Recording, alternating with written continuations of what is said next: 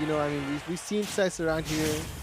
We also got the classic invader situation. You got Agony on the Greninja, another solid Greninja, and you know, realistically, another Greninja winning this set. I know he also plays, I don't know that we'll see it tonight, but I think he also plays Sheik in some capacity. I saw him lapping the character a whole bunch earlier in the lead-up to bracket, so interested if that comes out.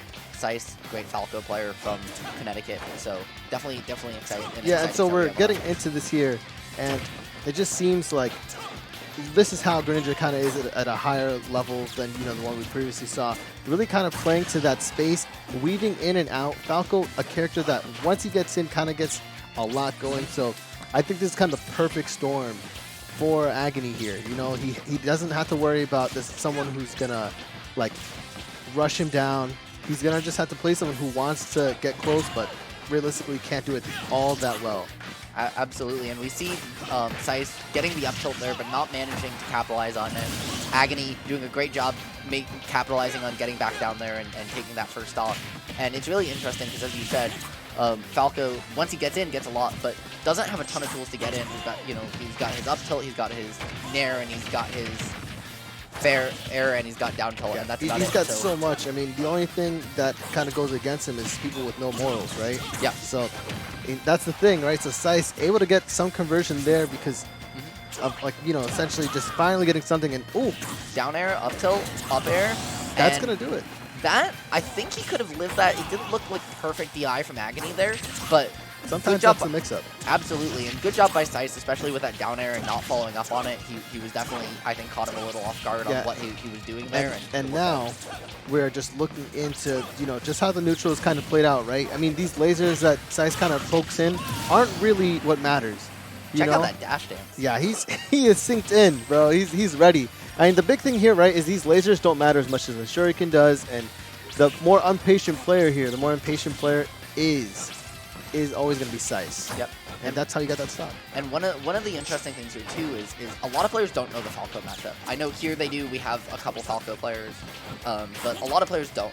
And we saw that even as recently as last weekend at a national level right there. I think Invitational just matching up people all weekend. And so it's really interesting to see Agony here looking very much like he's comfortable with the Falco matchup, like he has this experience. And there are some space. There are Falco players that are from his region in Mass in general. Like there's Frosty. Okay. Frosty's a solid one. Yep.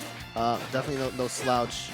But I mean, you know, he's also Agony's also just kind of a better player. Absolutely. So that's the big thing that's coming up here, right? It's, you know, Sice is the kind of player who will go for the S smash, like, you know what I mean? Just like, you know, oh, it's gonna hit.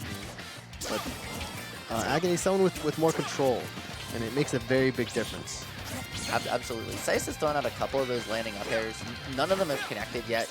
But if they do, that is a combo starter for Falco that we haven't seen as explored as much in the meta. Let's see what... And we're already seeing so much from what like Agony's doing here. Just barely misses that down tilt. I believe kind of meant to go another way, but edge guard opportunity not going to happen. Still at the ledge. And it just kind of resets here. Yep. And we're looking to see here either... Let's see how Agony either tries to get in here or Sice counteracts this.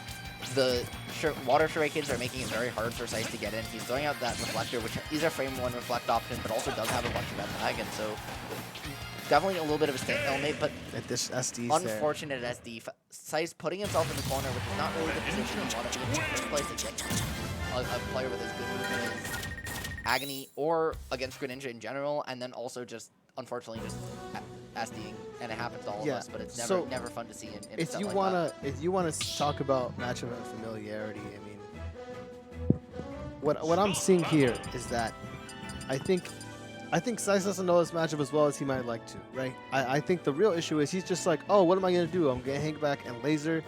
That's not a solution. You have to take stage control versus characters who like to use their movement. Why?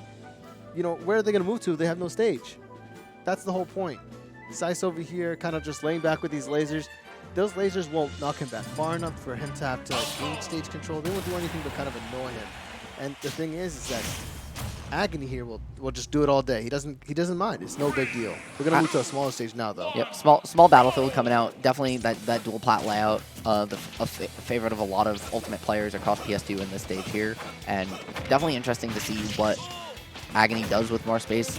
so far he's seeming to do a really good job of just, you know, he got in immediately, didn't give Sice any time to control the pace of the game, which is what Sice was seeming to want to do, and he's been just doing a much better job at that, both aggressively and defensively with Water Shuriken. And at this point, you know, we're just seeing the issue that was there before. Like, you know, dot smash, kind of strange, especially if you hit it at low percent. And maybe I was up to elite. So the thing is Sice really has to get these openings that he wants to, or really kind of control this scramble situations, control that center stage. And that was a good illusion mix-up right back on the stage there by Sice, and he manages to not, you know, just now get out of disadvantage but immediately gets reversaled and loses that stock. Just can't quite hold it. Yeah, Agony doing a really good job of yeah. His fingers are on fire. You really gotta watch out. And he got CSD. Yeah, I mean 1 for 1, right? Sice kind of messed up. Maybe it's just a little kindness, right? A little cruelty there. Outside of that, we still got Agony still in the driver's seat. Absolutely, and Agony really has just not let his foot off the gas this entire set. It's really impressive to see. He's been doing a really good job of even the slightest over-aggression, like that second up tilt earlier we just saw. Just punishing Sice, that roll in there. He had the read on it. He knew exactly what he was going to do and killed him for it. Definitely has to kind of watch what he's doing in disadvantage now, because at this point, look at that. He already knew that the weight was coming in. At 55, 64, drag down again. He just all that. I think that regrab, if he got that forward air, and this is an edge guard situation.